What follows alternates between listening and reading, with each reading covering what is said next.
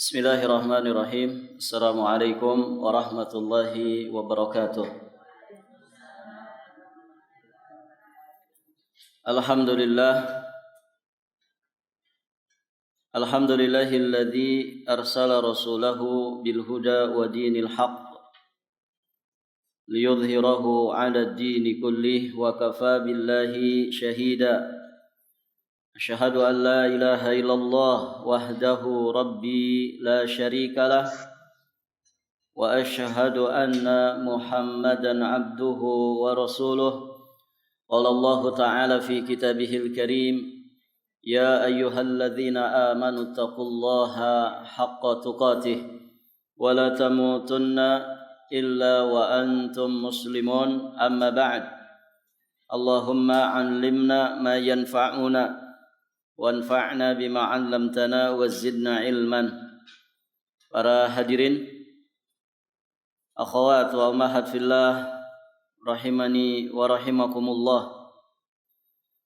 Alhamdulillah, kita bersyukur kepada Allah Subhanahu wa taala. Pada kesempatan ini insyaallah kita akan melanjutkan pembahasan kita masih di pembahasan kitab Salasat al-Usul. Kita masih di awal dari muqaddimah yang beliau sampaikan, bahwasanya kita wajib mempelajari tentang 4 perkara. Yang pertama adalah al-ilmu. Ilmu yang dimaksud adalah ma'rifatullah wa ma'rifat nabiyhi wa ma'rifat dinil Islam bil adillah. Kita sudah jelaskan 4 poin faidah, dan berikutnya kita masuk di faidah yang kelima. Ibu-ibu yang dirahmati Allah, faidah kelima kita ambil dari kalimat wa ma'rifatu nabiyhi. Ini ilmu yang paling mendasar, yang kedua setelah ma'rifatullah. Baik. Maksud dari ma'rifat Nabi di sini adalah mengenal Nabi secara khusus atau mengenal Nabi yang khusus, yakni Nabi Muhammad sallallahu alaihi wa alihi wasallam. Karena kita hidup di akhir zaman, kita hidup ya setelah wafatnya Rasulullah sallallahu alaihi wa alihi wasallam. Maka tidak ada Islam di akhir zaman seperti ini kecuali Islam yang dibawa oleh Rasulullah sallallahu alaihi wa alihi wasallam. Maka yang dimaksudkan di sini wa ma'rifatu nabiyhi, dan mengenal nabinya, maksudnya adalah Nabi Muhammad sallallahu alaihi wa alihi wasallam.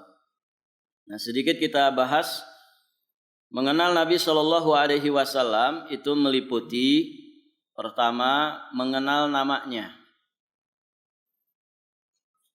Ini diambil dari hadis Barra bin Azib. Ketika ditanya oleh malaikat Munkar dan Nakir, man nabiyuka, maka yang disebut adalah nama dari Nabi Muhammad. Nabiku adalah Muhammad sallallahu alaihi wa alihi wasallam. Jadi harus mengenal namanya. Kemudian juga meliputi mengenal nasabnya Rasulullah sallallahu alaihi wasallam, dari nasab yang sangat baik sekali, dari nasab orang-orang yang baik. Dan ibu-ibu yang dirahmati Allah, nasab yang terhormat. Demikianlah Nabi dan Rasul diutus oleh Allah. Mereka diutus dengan nasab yang terhormat, sehingga tidak ada celah nanti bagi umat untuk mencacati Rasul yang diutus ini. Kalau kemudian Rasul yang kemudian membawa misi, tugas yang begitu besar, risalah dari Allah Subhanahu wa taala, maka dia pasti akan berhadapan dengan para penentangnya. Begitu ya. Dan namanya musuh, ibu, yang selalu dicari musuh dari kita apa? kekurangan, aib, cacat, ya. Apapun itu yang terkait dengan perkara-perkara buruk pada diri kita ini. Bahkan yang tidak ada pun diada-adakan. Itu namanya hoax, namanya fitnah. Begitu kan? Nah, ibu yang dirahmati Allah, bisa saja para penentang dakwah Rasulullah itu kemudian mereka mencari-cari celah. Dan ternyata celah-celah itu enggak ditemukan pada diri Nabi. Mau dicacati dari sisi apanya Rasulullah itu? Dari sisi fisik tidak bisa. Fisik Nabi itu fisik yang sangat-sangat menawan. Begitu ya. Dari sisi nasab juga tidak bisa. Nasabnya Rasulullah dari nasab terhormat. Kepala tokoh, ketua tokoh, sesepuh tokohnya mereka. Ya, kabilah Quraisy. Tidak bisa. Dari sisi akhlak apalagi. Dari sisi lisan, Masya Allah. Mereka sendiri yang kemudian menggelari Nabi sebagai Al-Amin. Ya, orang yang sangat jujur terpercaya. Jadi ini semua untuk menutup celah. Dari sisi nama juga nama yang sangat indah. Ahmad atau Muhammad. Artinya apa? Orang yang terpuji. Tidak bisa. Kalau kita ibu, banyak celah. Kalau kita banyak celah, ya, kadang nama kita juga disindir sama orang, begitu kan? Kadang juga segala hal yang ada pada diri kita. Baik, ibu-ibu yang dirahmati Allah. Jadi harus mengenal nasabnya. Nasab beliau nyambung kepada Adnan. Dan Adnan disepakati oleh para ulama min dzurriyyat Ismail bin Ibrahim. Termasuk ya keturunan daripada Nabiullah Ismail bin Ibrahim alaihim assalam. Taib. Berarti nyambungnya kepada Nabi Ismail, Nabi Ibrahim, untuk selanjutnya nyambung kepada Nabiullah Adam alaihi salam. Kemudian kelahiran beliau, ya, peristiwa apa yang terjadi saat Nabi Shallallahu alaihi wasallam lahir. Begitu kan?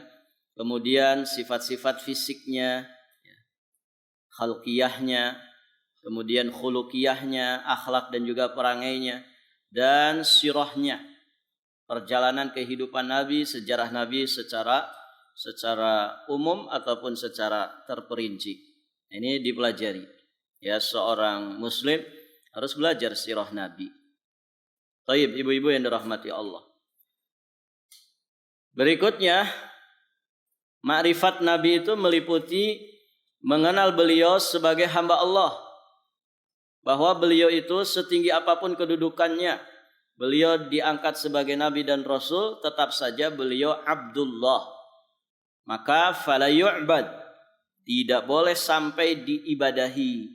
Karena status beliau adalah makhluk, status beliau adalah hambanya Allah subhanahu wa ta'ala, maka tidak boleh sampai diibadahi. Kemudian mengenal beliau sebagai penutup para nabi dan rasul. Tidak ada lagi nabi dan rasul setelah beliau diutus. Kalau ada yang ngaku-ngaku nabi, baik di masa Rasulullah, ya, itu pernah terjadi. Ada 3 pembohong besar yang mengaku nabi di masa-masa di saat Nabi sakit. Ya, ketika mungkin mereka menganggap pengaruh Rasulullah, ya, karena beliaunya sakit. Ya, kemudian mereka memanfaatkan momen tersebut untuk ngaku-ngaku sebagai nabi palsu. Menjelang wafatnya Rasulullah ada 3 muncul nabi palsu. Di masa Abu Bakar As-Siddiq, ya, juga demikian, yang akhirnya diperangi oleh Abu Bakar As-Siddiq. Baik, ibu-ibu yang dirahmati Allah, nah kita harus mengenal Nabi Shallallahu alaihi wasallam sebagai penutup para nabi dan rasul. Siapapun yang ngaku nabi, ngaku rasul setelah kenabian dan kerasulan Muhammad, maka kita bisa memastikan bahwa orang tersebut adalah pembohong besar. Jadi itu namanya nabi palsu. Kemudian kita juga mengenal nabi bahwa risalah Nabi itu berlaku untuk seluruh makhluk Allah yang mukallaf, yakni untuk bangsa manusia dan jin. Wa ma khalaqtul jinna wal insa illa liya'budun. Dan tidaklah aku ciptakan jin dan manusia melainkan supaya mereka beribadah kepadaku. Baik. Jadi bukan untuk manusia saja. Bangsa jin juga wajib tunduk patuh kepada risalah yang dibawa oleh Rasulullah sallallahu alaihi wasallam. Kemudian makrifat kepada Nabi juga meliputi mengenal beliau sebagai hamba Allah yang paling sempurna ilmunya, paling sempurna amalnya, dan juga khasyahnya, rasa takutnya kepada Allah Subhanahu wa taala. Nah, demikian ibu-ibu yang dirahmati Allah. Itu cakupan secara garis besar tentang makrifat kepada Nabi. Nanti akan ditafsilkan, dirincikan di Risalah Salasat al-Usul ini di bagian-bagian terakhir dari kitab ini. Kemudian apa maksud daripada makrifat kepada Nabi? Maksud makrifat Nabi itu apa? Sebagaimana kita sudah menyampaikan dua jenis makrifat. Ada makrifat ikrar, kemudian ada makrifat yang sesungguhnya. Nah, maka makrifat kepada Nabi juga demikian. Yakni makrifat yang menjadikan seorang hamba itu qabul, menerima dan taslim, pasrah terhadap segala sesuatu yang datang dari Rasulullah berupa petunjuk agama yang benar. Kemudian juga membenarkan setiap beritanya, karena berita dari Nabi pasti benar. Wa may yantiqu 'anil hawa in huwa illa wahyu yuha. Beda dengan berita zaman sekarang. Kalau kita dapat berita pasti benar, Bu?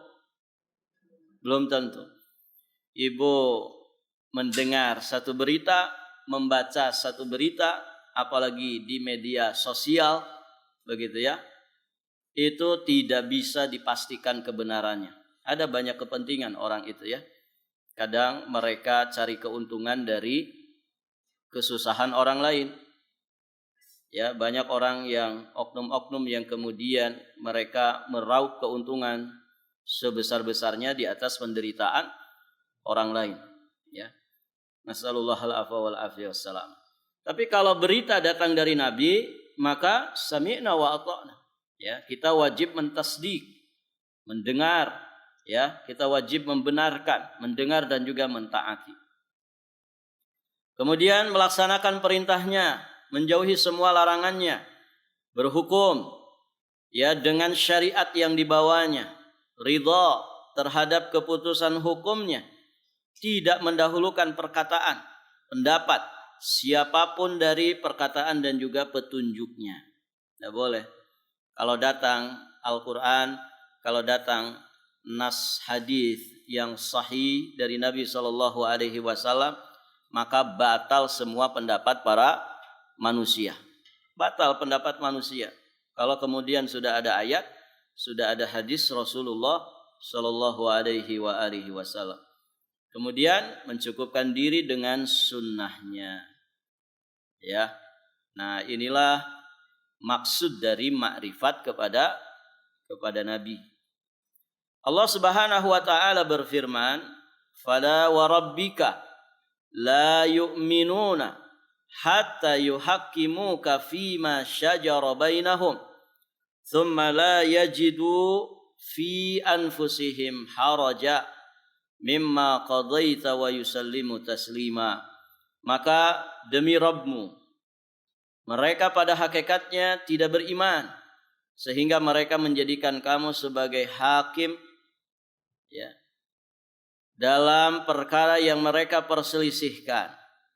Kemudian mereka tidak merasa keberatan dalam hati mereka terhadap putusan yang kamu berikan dan mereka menerima dengan sepenuh-penuhnya. Wa yusallimu taslima. Dalam segala urusan, Ibu, kalau kemudian Allah dan Rasulnya sudah menetapkan satu ketetapan hukum, maka kita wajib untuk qabul dan taslim. Jangan sampai ada ganjelan di hati. Begitu ya. Jangan sampai ada ganjelan di hati. Kenapa ya riba itu haram? Coba kalau halal. Susah ini. Kalau riba diharamkan susah saya hidup. Susah saya bisnis. Begitu. Ada ganjelan di hati. Itu tidak boleh. Itu harus dibersihkan. Karena itu tanda keimanan kita.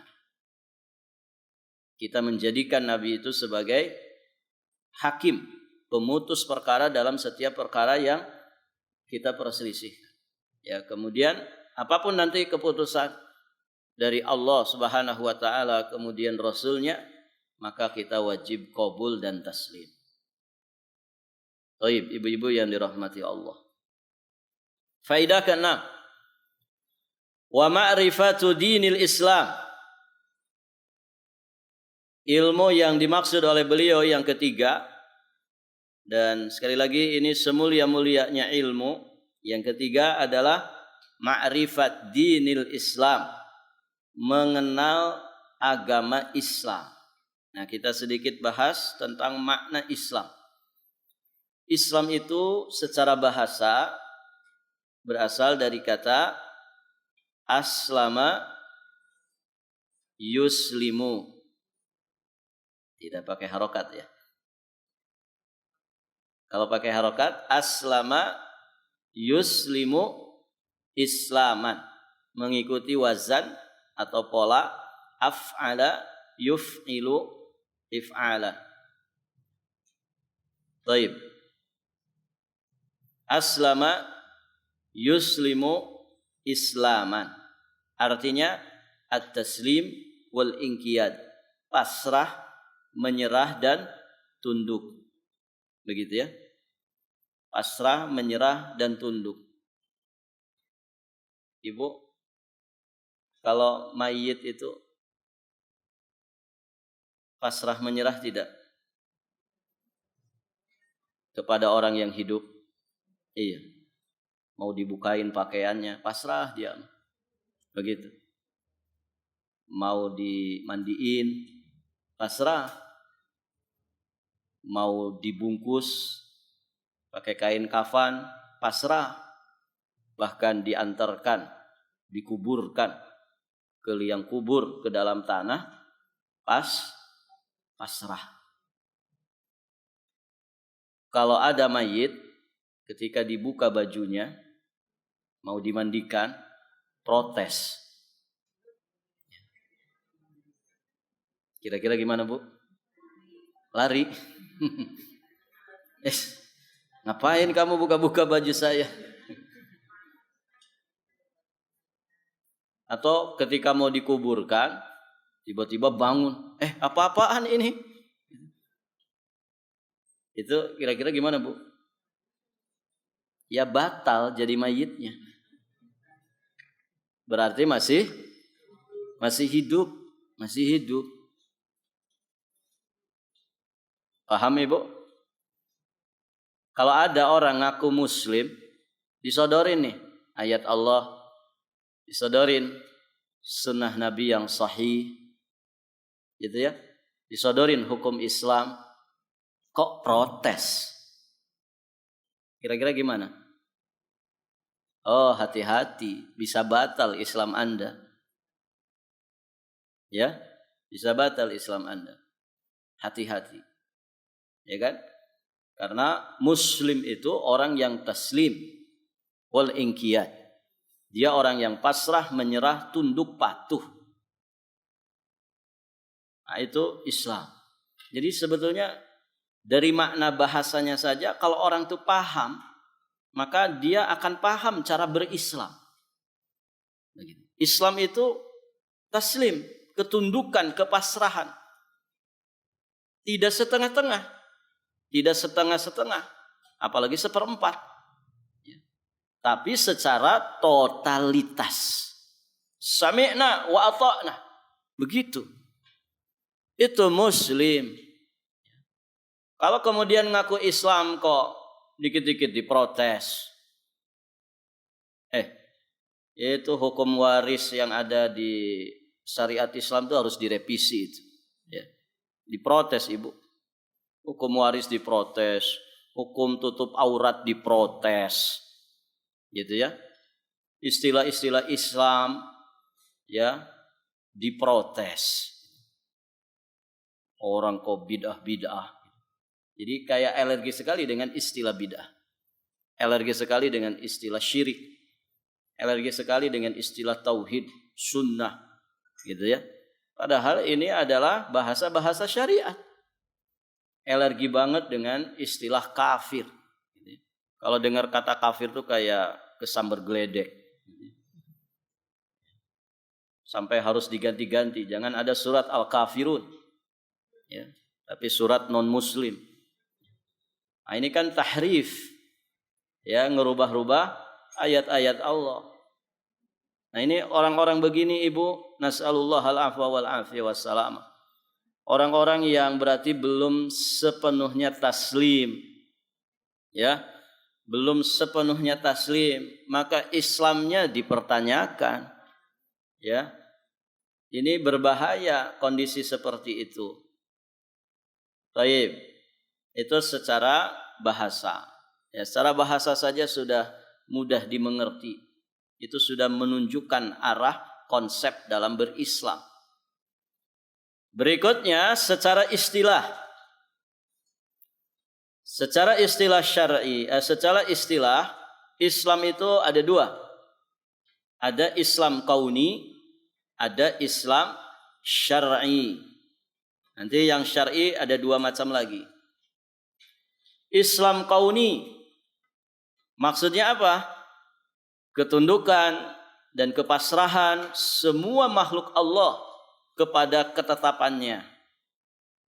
Binatang, tumbuhan, langit, bumi, kemudian matahari, bulan, semua benda-benda angkasa, semua makhluk ciptaan Allah Subhanahu wa taala, mereka berislam.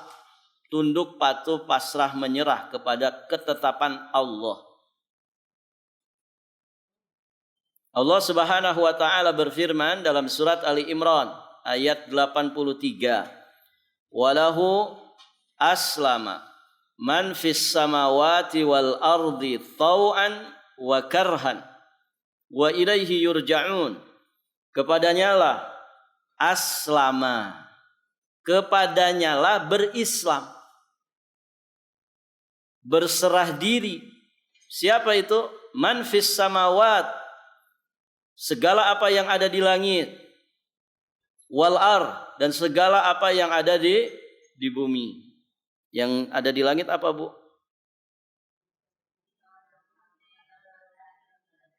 Yang di langit apa? Malaikat. Ya, penduduk langit para malaikat. Atau makhluk-makhluk Allah yang lainnya, benda-benda angkasa yang mungkin kita tidak mengetahui semuanya, ya, karena kita belum pernah ke sana. Baik, ibu-ibu yang dirahmati Allah. Jadi berserah diri segala apa yang ada di langit dan segala apa yang ada di bumi. Yang di bumi siapa?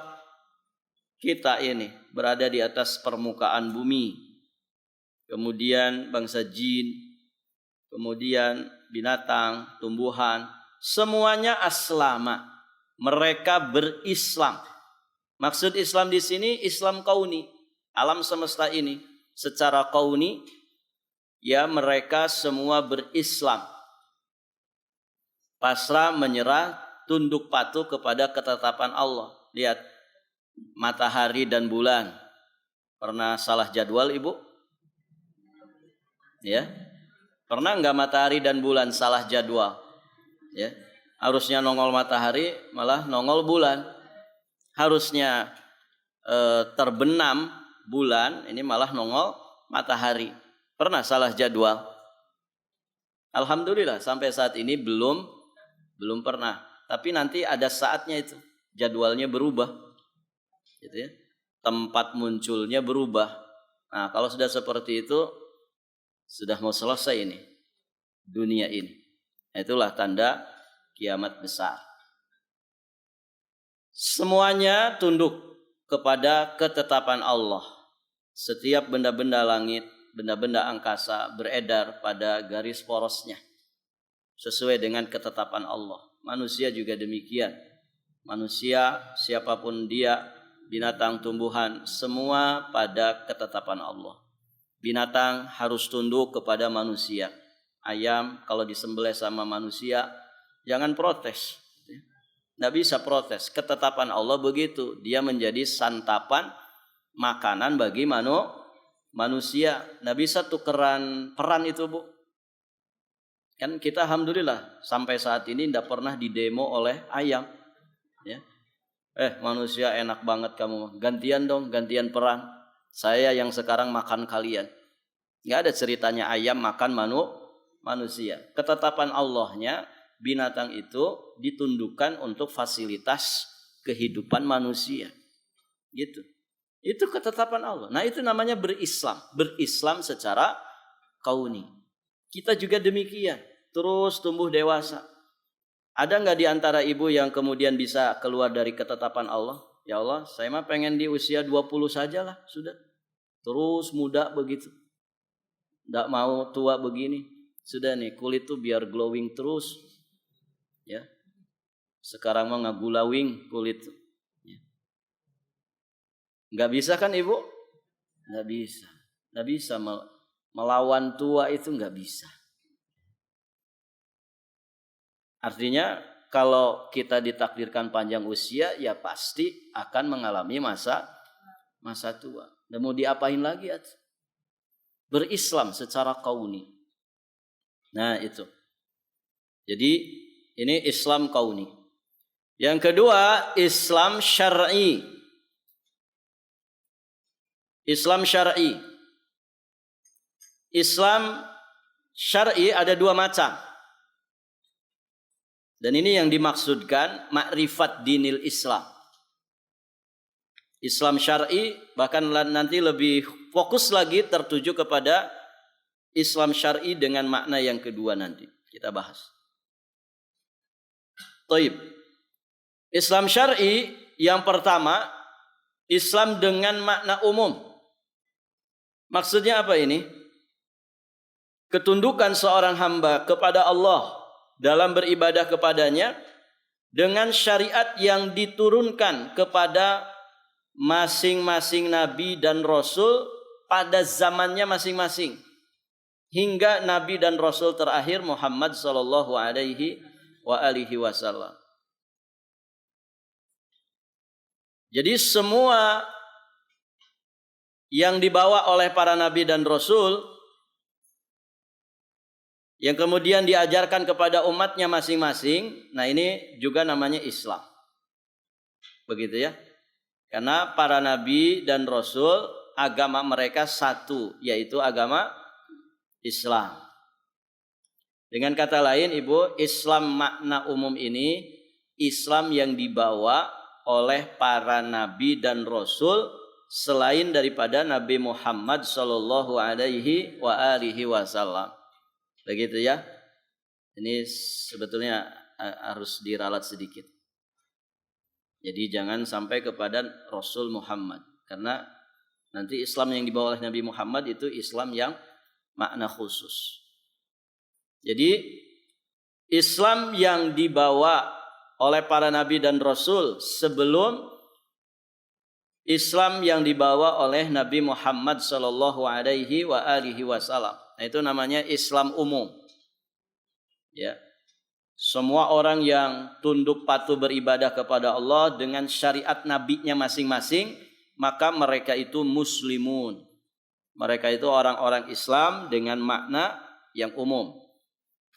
Allah berfirman menyampaikan perkataan Nabi Ibrahim dan Ismail alaihi wassalam di surat Al-Baqarah ayat 128. Rabbana waj'alna muslimaini laka wa min dzurriyyatina ummatan muslimatan lak. Wahai Rabb kami, jadikanlah kami berdua sebagai muslim. Siapa ini? Nabi Ibrahim dan Nabi Ismail. Perhatikan. Mereka berdua meminta kepada Allah dijadikan sebagai muslim. Artinya apa? Orang-orang dahulu sebelum datangnya Nabi Muhammad yang tunduk patuh beribadah kepada Allah dan mereka menjalankan syariat nabinya masing-masing, mereka juga disebut muslim pada zamannya. Islam dengan makna secara umum. Mereka juga muslim.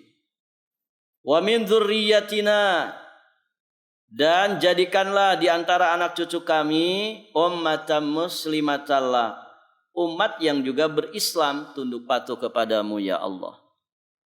Nah itu.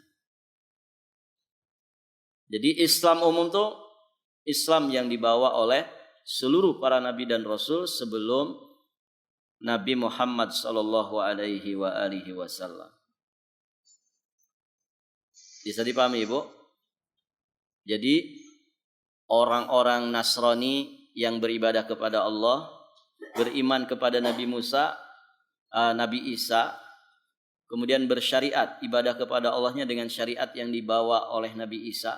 Mereka muslim bukan? Muslim pada zamannya. Begitu ya. Pada zaman Nabi Isa itu.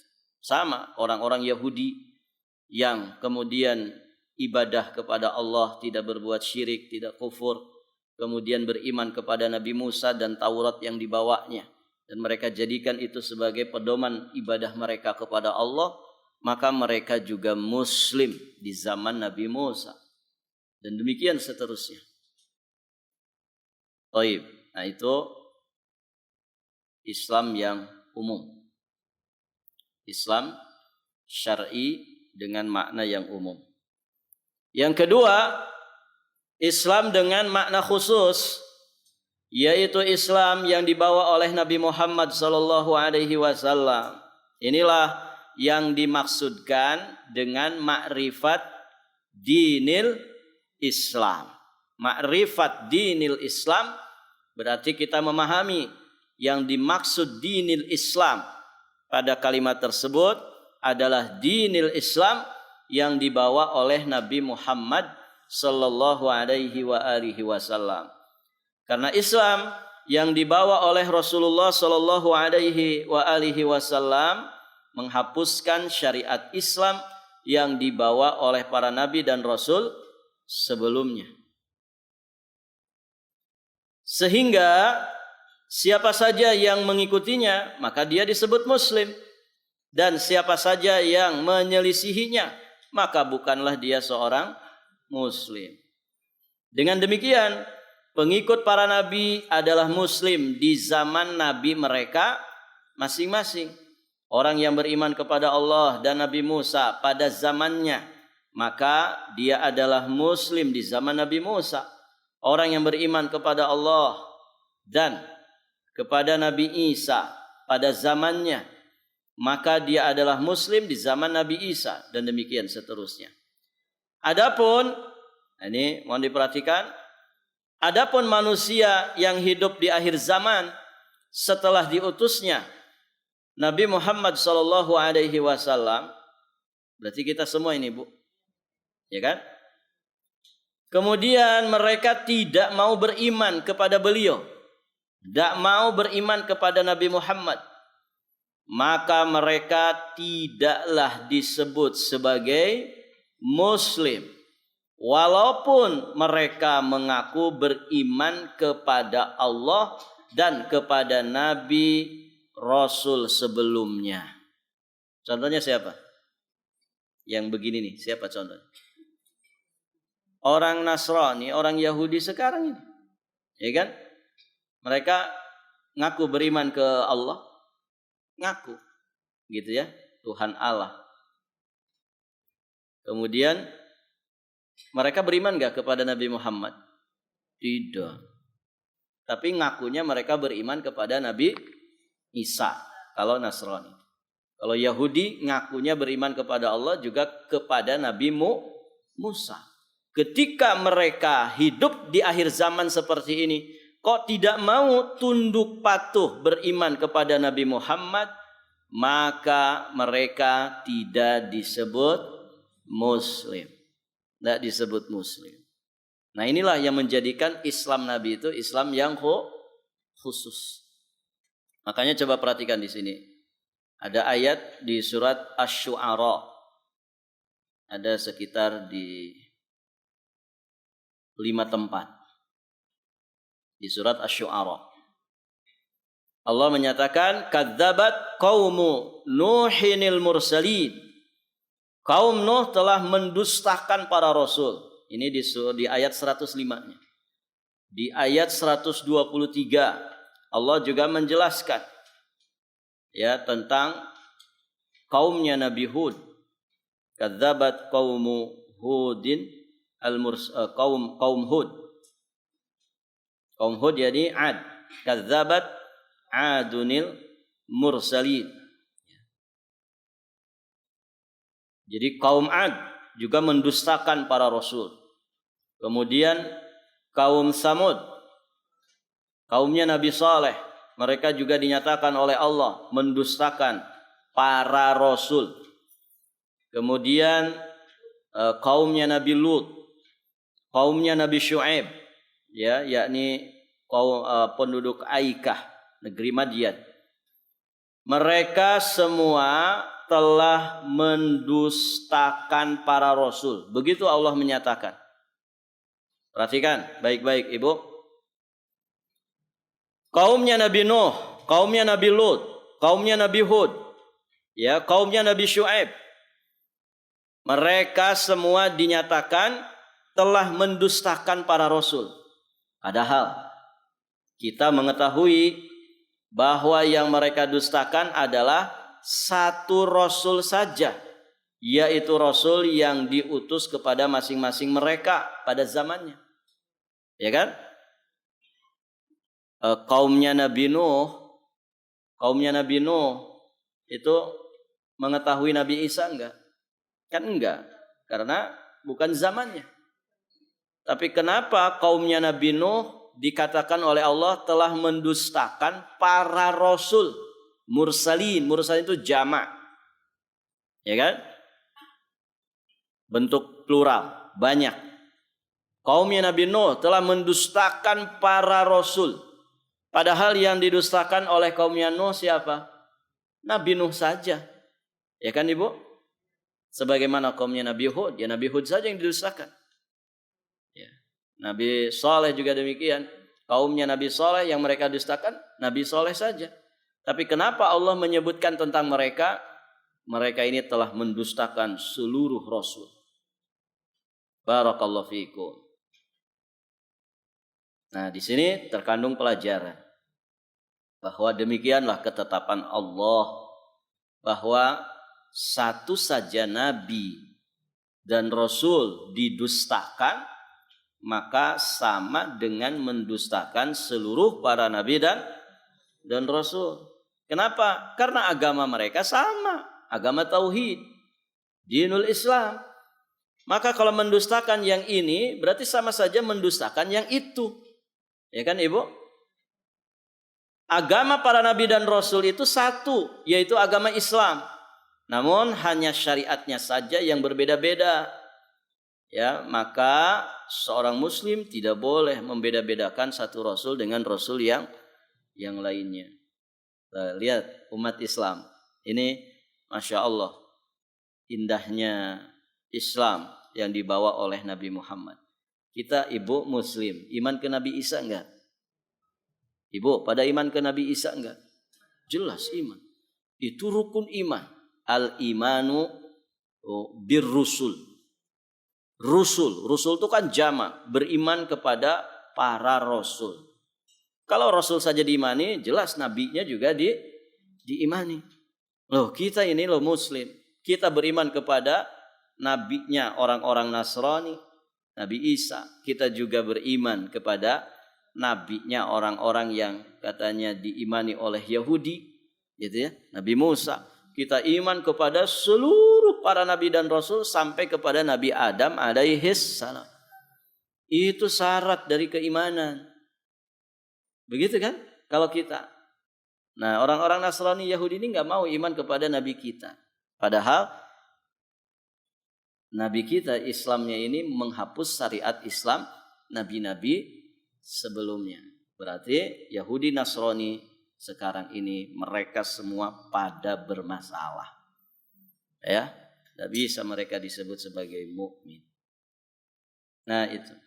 Jadi agama para nabi dan rasul itu satu. Yang berbeda syariatnya saja. Perhatikan surat An-Nisa ayat 150-151.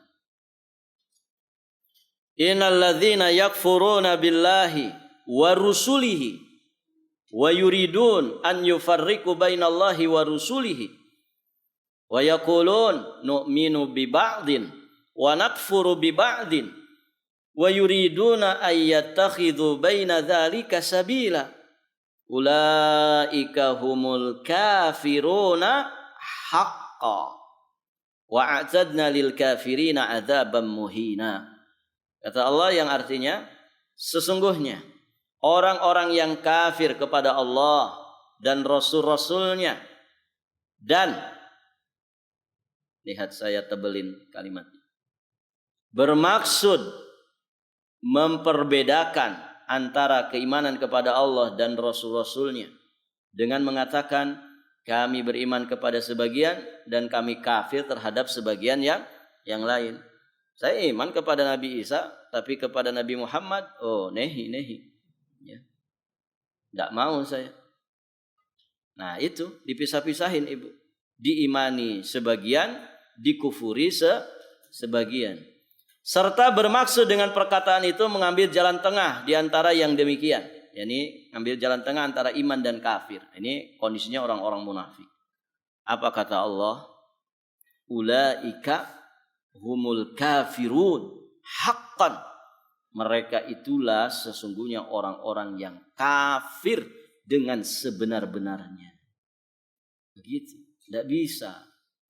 Ya, untuk saat ini setelah diutus Nabi Muhammad, semua harus tunduk kepada Nabi Muhammad. Begitu. Mereka itulah orang-orang yang kafir dengan sebenar-benarnya. Kami telah menyediakan untuk orang-orang kafir itu siksaan yang menghinakan.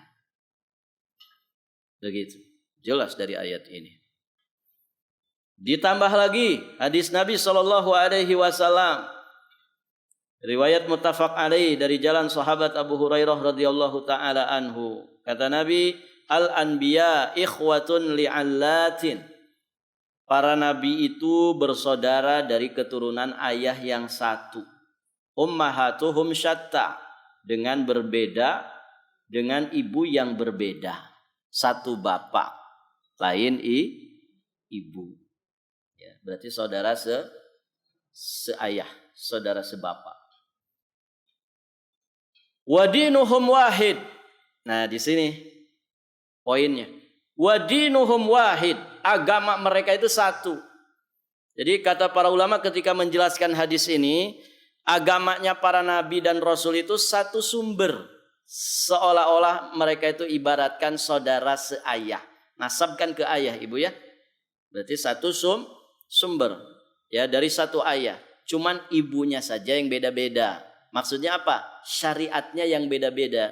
Usulnya sama. Ya, asal usulnya sama. Yakni dinul Islam. Asasnya tauhid, jelas. Yang berbeda itu syariatnya. Makanya mereka diumpamakan seperti saudara seayah lain ibu. Ya, sumbernya satu, asalnya satu, dinul Islam, syariatnya yang berbeda-beda. Begitu. Bisa dipahami Ibu? Tambah lagi hadis Nabi SAW. Riwayat Imam Muslim dari sahabat Abi Hurairah radhiyallahu taala anhu. Kata Nabi, "Walladzi nafsu Muhammadin biyadihi la yasma'u bi ahadun min hadhil ummah yahudiyun wala nasraniyun thumma yamutu wa lam yu'min billadzi ursiltu bihi illa kana min ashabin nar."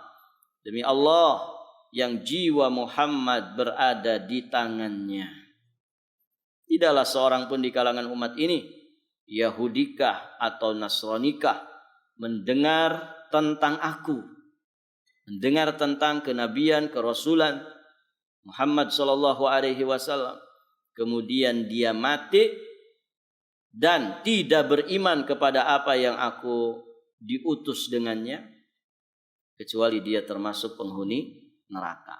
Ancamannya neraka. Jelas sekali di surat Al-Bayyinah juga begitu.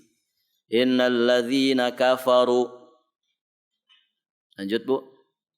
Innal ladzina kafaru min ahlil kitabi wal musyrikina fi nari jahannama khalidina fiha ulaika hum syarrul bariyah. Sesungguhnya orang-orang yang kafir dari kalangan ahlul kitab. Siapa ahlul kitab? Yahudi dan Nasrani. Wal musyrikin, kemudian dari kalangan orang-orang musyrik, apa kata Allah? Fi nari jahannam. Mereka ada di neraka jahannam kekal selama-lamanya. Mereka adalah seburuk-buruk makhluk. Begitu. Jadi Yahudi Nasrani sekarang seharusnya mereka beriman kepada Rasulullah sallallahu alaihi wa alihi wasallam. Kira-kira mereka dengar enggak Ibu tentang Nabi Muhammad? Pasti dengar. Gitu kan? Sebagian mereka kan menghajar ya sosok Rasulullah sallallahu alaihi wasallam ya dengan bikin karikatur lah, apalah ya, menunjukkan bahwasanya mereka itu mengetahui Nabi Muhammad SAW dan betapa besarnya hasad mereka kepada Rasulullah Sallallahu Alaihi Wasallam, terutama orang-orang Yahudi. Baik, ibu-ibu yang dirahmati Allah, alhamdulillah selesai sudah di tulisan ini selesai. Kalau kitabnya belum selesai, masih panjang. Nanti kita akan bahas faidah dari bil adillati, ma'rifat dinil Islam dengan dalil-dalilnya. Begitu. Insyaallah kita lanjutkan di kesempatan berikutnya karena tulisannya sudah habis. Barakallahu fikum. Saksikan di episode berikutnya. Ya Ibu cukup ya. Subhanakallahumma bihamdik asyhadu an la ilaha illa anta astaghfiruka wa atubu ilaik. Assalamualaikum warahmatullahi wabarakatuh.